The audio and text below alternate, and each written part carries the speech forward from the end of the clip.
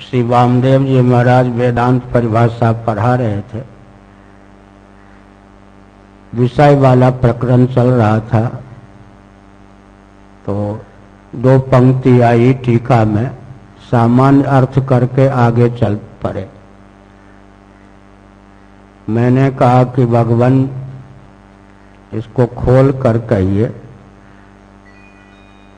इस स्थल पर मेरी यह आपत्ति है। तो बहुत हंसे। उन्होंने कहा कि यह ग्रंथ मैंने ऋषभ देव जी से पढ़ा था, वेदांत परिभाषा, और इस पंक्ति को लेकर वही आक्षेप मैंने किया जो आप करते हो। उन्होंने कहा कि बस अर्थ सुन लो। तो फिर उन्होंने कहा कि यह एक वेदांत प्रस्थान में अटकी हुई समस्या है, इस पर आप विचार करो।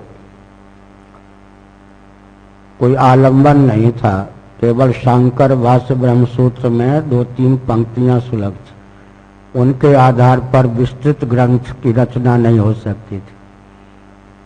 6 महीने तक यही विचार किया तो मस्तिष्क की नसें चट-चट करने लगी और कान से वो शब्द सुनाई पड़ने लगे। तो एक प्रकार से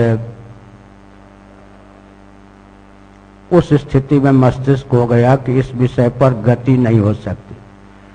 फिर रोए, अंत में रोना ही पड़ता है, चाहे वेदांती हो या भक्त, रोना ही पड़ता है। तब जाकर गुप्त और सुप्त पौरुष का बल या गुप्त सुप्त अहंकार टूटता है, विगलित होता है, तब ईश्वर का अनुग्रह होता है।